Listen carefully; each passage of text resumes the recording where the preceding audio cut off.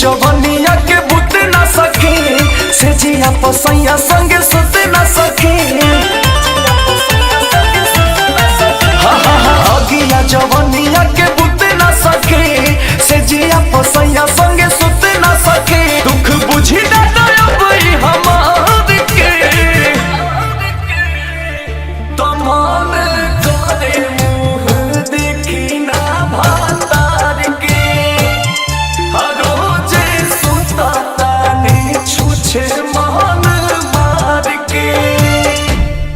मन करे मुँह देखी ना भतार के रोज सुततानी छुछे मन मार के।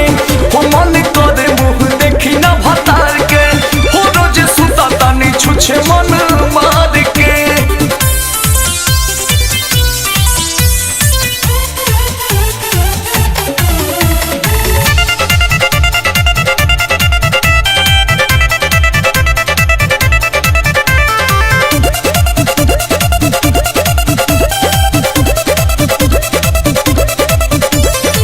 भरे न मनता धनी बलम के लेके सके हमका चाहती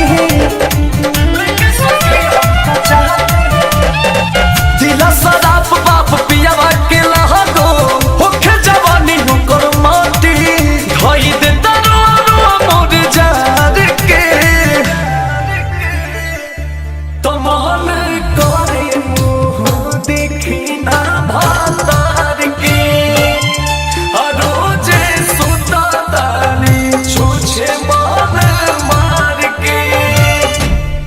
मन करे मुँह देखी ना भतार के रोज सुततानी छुछे मन मार के। हो मन करे मुँह देखी ना भतार के हो रोज सुततानी छुछे मन मार के।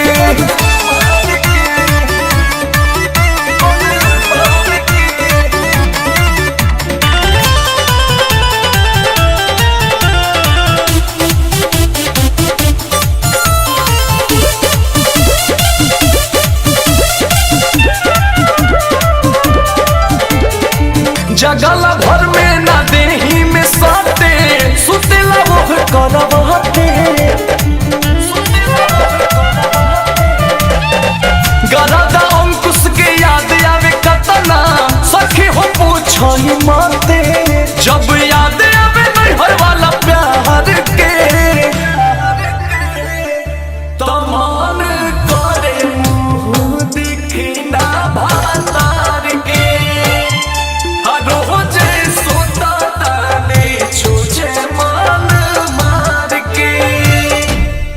मन करे मुँह देखी ना भतार के हो रोज सुततानी छुछे मन मार के।